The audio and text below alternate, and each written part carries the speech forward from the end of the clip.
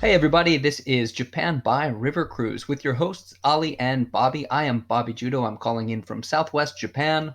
And I'm Ollie Horn. I'm calling in from Southwest United Kingdom. On this, our second episode, we'll be discussing medical school entrance exams and the related scandal. And as always, we're going to be taking an in-depth look at the world of Japanese river cruises, featuring this week's river cruise recommendation. Yes, this recommendation is actually a disappointing cruise that set sail during only 4 of Japan's 5 seasons. More on that later. Also, a brand new startup river cruise company in Kanagawa made big waves last week. We'll tell you how much Nice. they got fined and what other river cruise providers are doing to reduce their wake. But first, soap talk.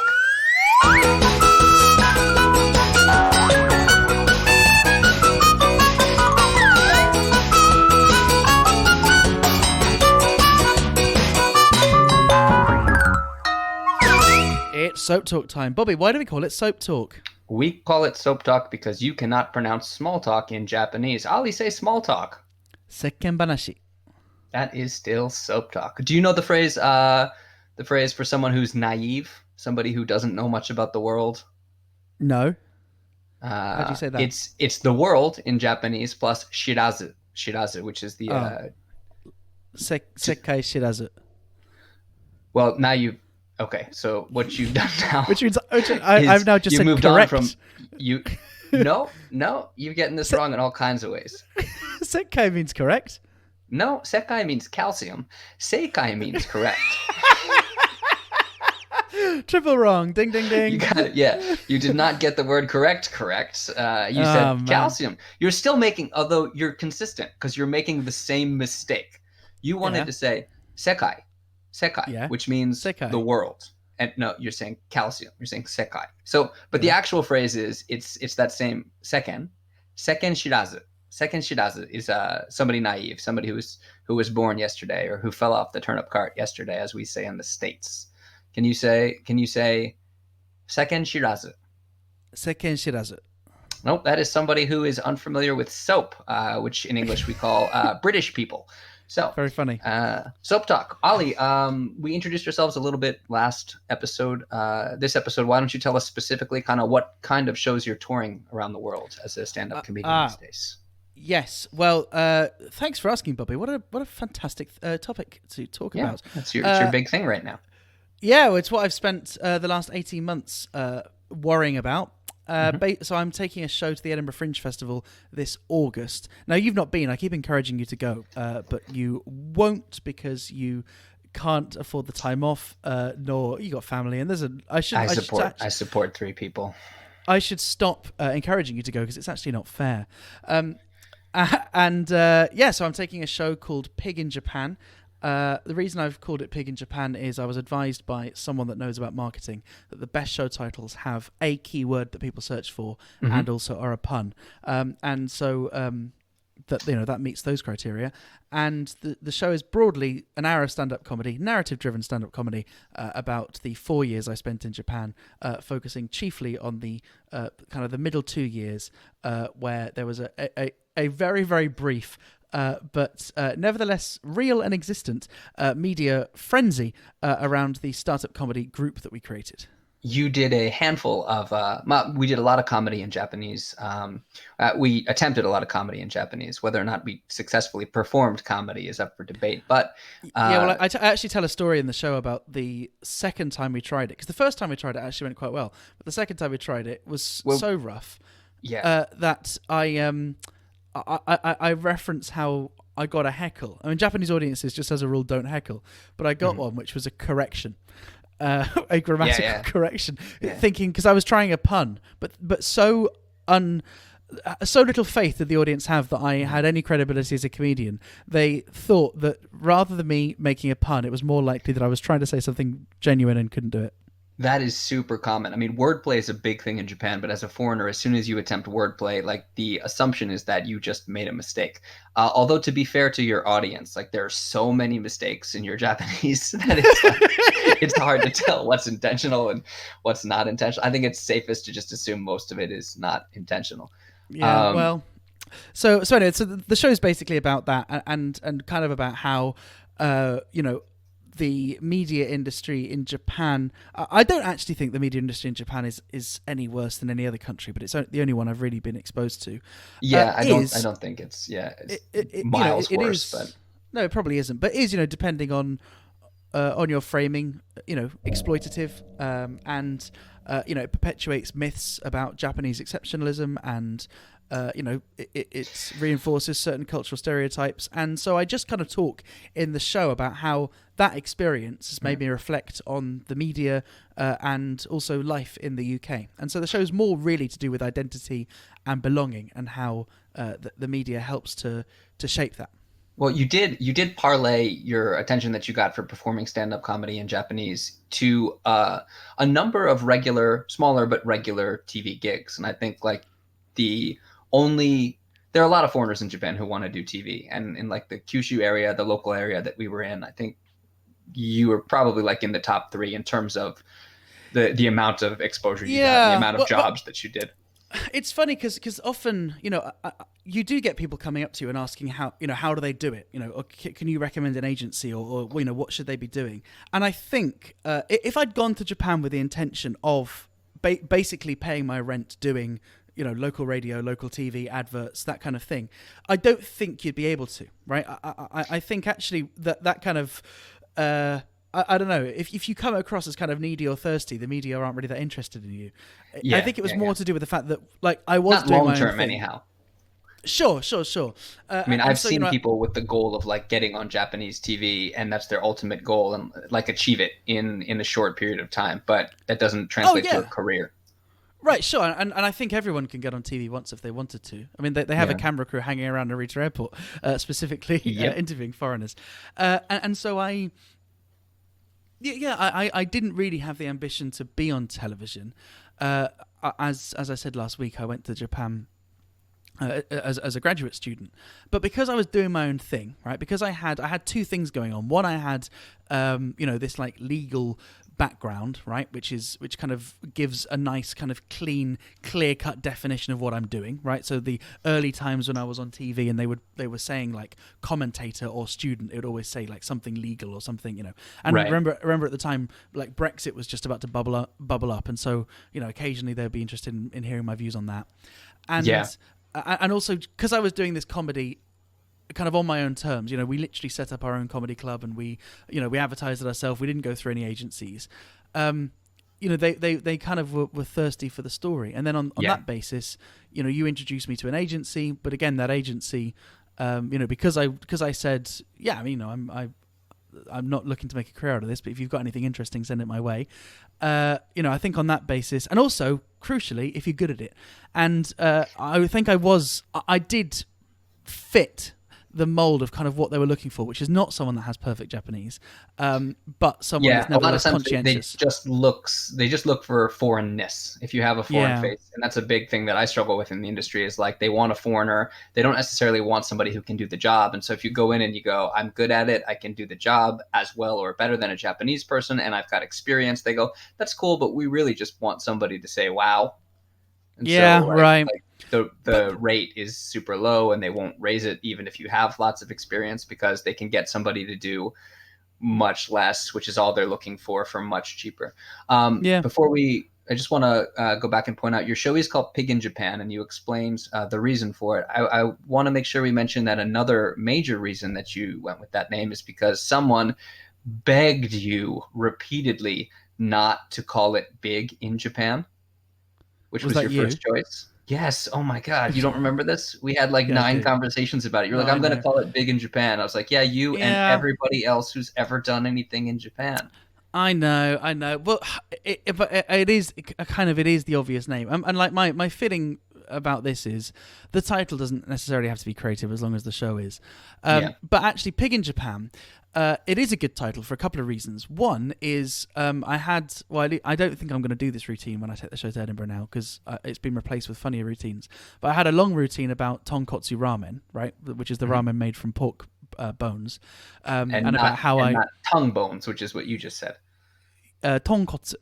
There you go. There you go. You got Thank it. you. You did And it. there we go. And I tell the story about how I made Love FM which was the station that I worked for and you still work Yeah. for or don't anymore. No Uh, longer.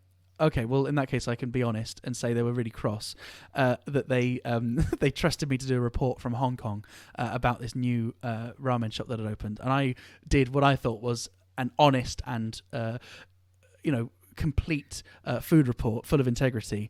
When actually all they wanted to do was for me to say it was nice Have because you that. never seen like food reporting in Well, Japanese media? yeah, of course That's I like have. Yeah, have you ever seen a Japanese food report where they're like 2 stars, not that good?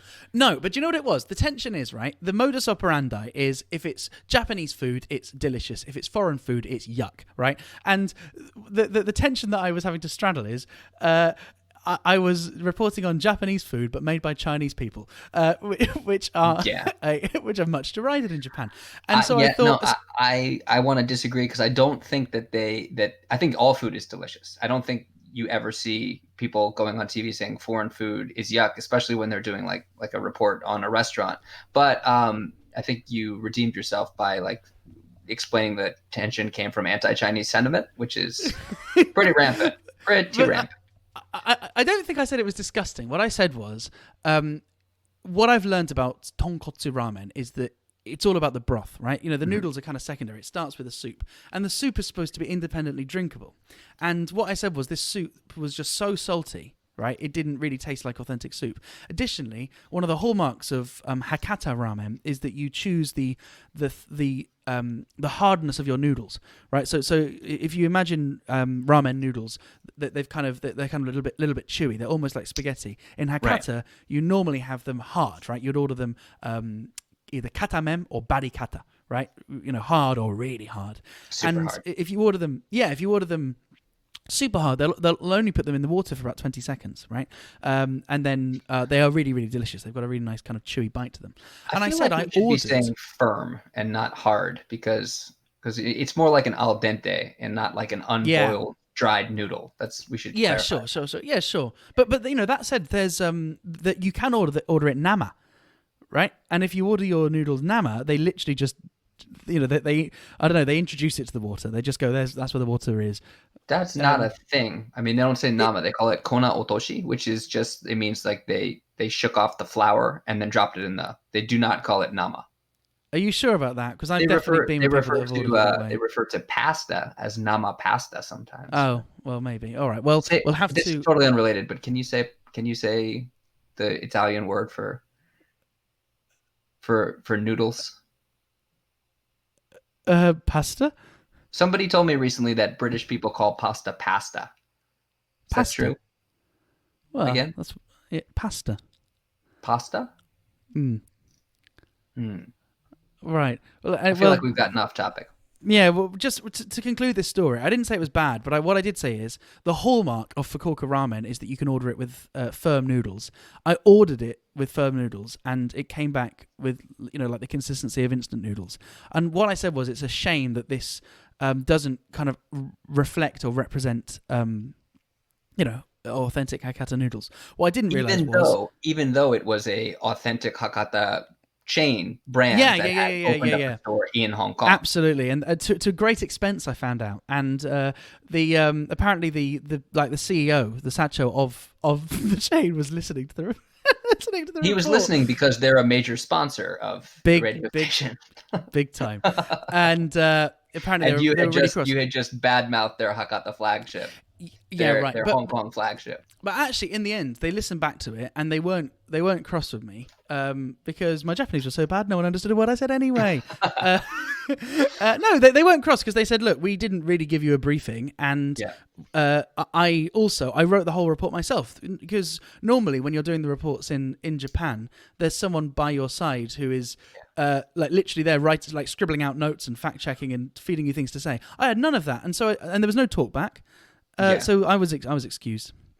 Well, I think yeah. it's a fair point that that they definitely should have told you that you were reporting on a company that was a major sponsor of the radio station and exactly, the like show. I listened to the station. But also, it's fair to say that from their side, they would have never in a million years expected that a reporter for a Japanese radio program would review a restaurant and not only say glowing things. Yeah, right. Well, this is actually I Say say this in the anything show. other I than it's say fantastic. yeah, exactly. Well, I say in the show, like all they ever asked me to do was declare stuff to be delicious. So that's all they ever Yeah. expected I could do, right? Um, but I think I'm glad of those kind of experiences because I've had enough of them where I've quite considerably let down major media organisations, and I've got enough anecdotes to fill a 55 Yeah. minute Edinburgh show. So if I you was know anyone just that's gonna going to the say Edinburgh it. Fringe Festival, please go to edfringe.com and search for Ollie Horn Pig in Japan, and buy one of the 1,412 remaining tickets. Awesome. Yeah, all of Ollie's media experiences have kind of really been boiled down into some very rich, very palatable, beautiful comedic anecdotes. Much like the very rich, palatable Hakata Tonkotsu Ramen. So we're still playing with the format of this show. Soap Talk is supposed to be where we kind of talk about, just make small talk about what's going on in our lives. But since it's the second episode, we decided we wanted to talk a little bit more in depth about the things that we're doing. Um, I made the mistake of forgetting that when you ask Ollie to talk about himself, he goes on forever. So we're now 17 17 minutes minutes into into a a half 30-minute hour episode. podcast. So I'm going to go ahead and talk about my specifics on the subsequent episode, if that's cool. Let's go ahead and call it. We're going to finish Soap Talk right here and get into our next segment.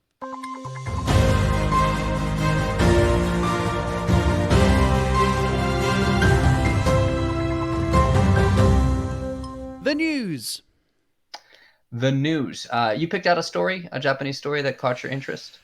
Yes, well, this is a story that's kind of come back to light because you'll remember at the end of last year, there was a big hoo-ha about medical schools in Japan discriminating A big against hoo-ha. women. Yeah, big hoo-ha, to say the least. I mean, you'd be rightfully so cross if you were one of the victims of this. And they have, I just want, they have like, in sued. the American vernacular, I'm pretty sure that a big hoo-ha is kind of like a large vagina. Oh, really? Yeah. Oh, well, an appropriate analogy. And so Tokyo Medical University, which is the biggest medical university in Japan, they started since 2006, or even earlier. It's still being investigated. Basically, manipulating the scores for the university entrance exams. Yes, they were weighting the scores so that the high scores of women were what's the word? Lowered. I mean, literally, Yeah. they literally all they did was they changed the pass mark, right? And that's all they did. And the justification that Tokyo Medical University gave was basically just non-existent. They didn't even bother. And then it was revealed that two more universities, Jutendo and Kitasato University, they were doing something similar, but they at least came up with a bullshit reason, which is that women mature faster mentally than men, and their communication is also higher when they take the entrance exam. Therefore, this was a measure to help male applicants, which I mean, you can literally smell that bullshit from the UK. That's how much that reeks. Absolutely nonsense. And basically, I mean, my experience of Japanese university is it's a complete DOS. So I can say this as someone that has studied in the UK. I've studied in France as well, in the European university, and I've attended master's classes in Japanese university, and I've also taught undergraduates. And basically across the board, Japanese university is a complete DOS. It's basically unheard of to fail, right? The thing that just doesn't I happen. always hear is that in America, it's easy to get into a university, not necessarily like a super high level university, but it's easy to find a college to go to, and then it's tough to graduate. And what they say here is the opposite: it's impossible to get into a university, but if you get in, you're guaranteed to pass and graduate. It's almost like the next 3 or 4 years are rubber stamping, and I couldn't believe how people were missing kind of crucial classes to go job hunting. That was seen as more important. Examinations were essentially a lot of them were open book. I mean, a lot of the kind of professors, a lot of the academics are doing some really good research, but undergraduate teaching is not that rigorous. Now, I imagine for vocational degrees such as medicine, they probably do make them learn some things.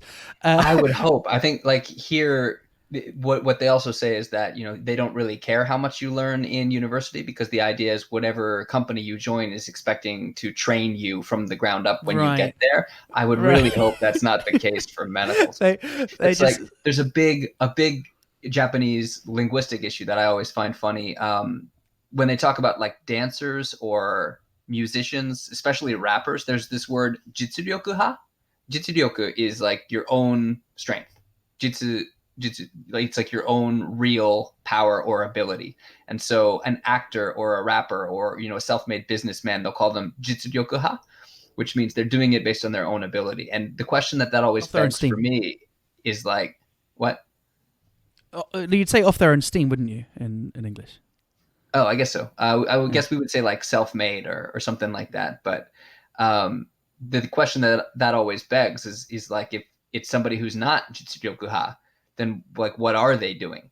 And you could never use Right. that phrase for another career. Like you can say jitsuryokuha rapper, like somebody who's like self-taught and self-made, but you couldn't say like a jitsuryokuha cardiologist. Exactly. He is the best self-made Yeah. dentist. Yeah, that's really funny. But I can totally believe though that these medical students, once they leave university, they're not let loose on patients. I imagine there's like I don't know, like Yeah. 3 or 4 years of apprenticeship. But anyway, the point is, a number of young, talented, intelligent women were denied the opportunity to even doss about for 4 years in a medical school campus because they literally were. Despite achieving the grades, were not allowed in, Yeah. and And you got to you know, remember that the numbers are like unbalanced to start. Like it's not like there are an equal number of men and women applying, or like that there are more women applying. There's already much fewer yeah. uh, women than men applying, just because of kind of the societal expectations. And Um, also the fact that these women would have passed is a huge achievement, because pass rates generally are low for university exams, right? University exams, the majority of people fail. For yeah, most subjects, it's like 1 in 5, maybe 1 in 4 people actually pass the exam, because it's so hard to get into these universities. That's why I think the most stressful period in a Japanese individual's life is between the ages of 17 and 18, when they're simultaneously trying to finish their second year or third year of high school, while also juggling 2 or 3 juku cram schools, right. and having to impress universities. And so this kind of story flared up again, because now there are women that have been taking these new exams. Well, they Uh, got caught. They had to start. They had to change the system so it's not weighted anymore. right, exactly. And now the women are kind of outperforming the men. And so for the 2019 school year, 20.2% of female applicants passed the exam, compared to 19.8% of male applicants. Um, Yeah, and they're outpacing and outperforming. right, which I guess shouldn't come as a surprise necessarily, should it?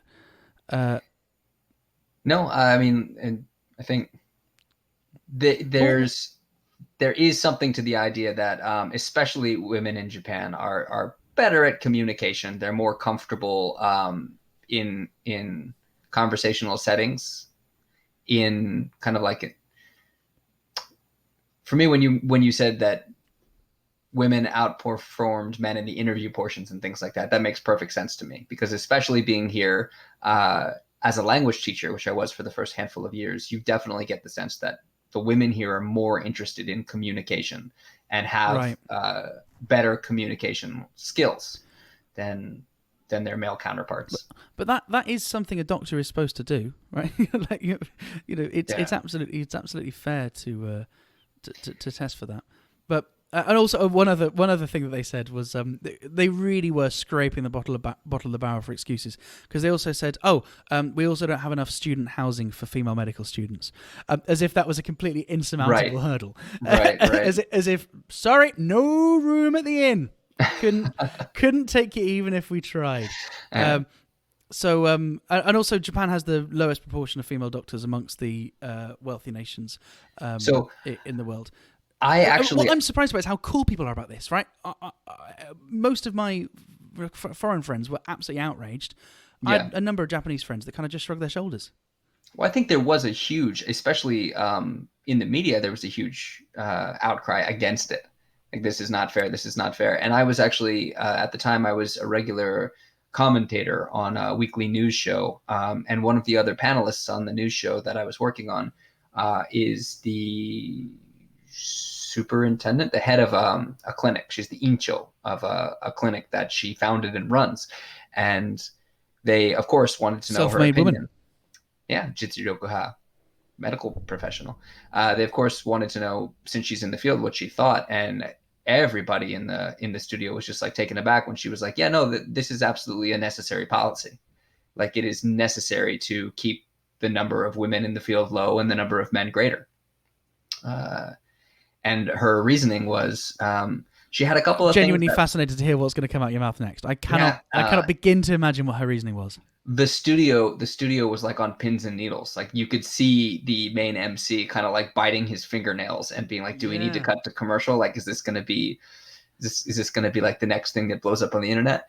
And it could have been, because the first two reasons that she kind of glossed over were all about, like, physical strength. Like, women aren't as strong as men, so if you ever have to like lift the patient or restrain a patient, and also women aren't as good at staying awake.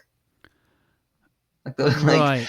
Yeah. Like, so you have to work what do they do? Do they have a weightlifting part of the exam? Do you do like a 3-hour written test to test your chemistry and your maths, and then just before you leave, if you can not series of fall asleep dumbbells in the middle of surgery after you've been awake for, maybe that's why they were concerned about not having adequate housing for the female students, because they, as everybody knows, women sleep 18 hours a day. right. But no, her main point was Here we go. Her main point was that they could not have the Japanese medical community set up where they had equal numbers of men and women, because the vast majority of women will quit when they get married and have kids. And so if almost half of your doctor population is leaving, then you don't have trained doctors to fill their places, because you've stocked your universities with women, God forbid. And But when those women disappear, there's nobody to take their place, and then you have a medical crisis. Doesn't that logic boil down to having to take twice as many women?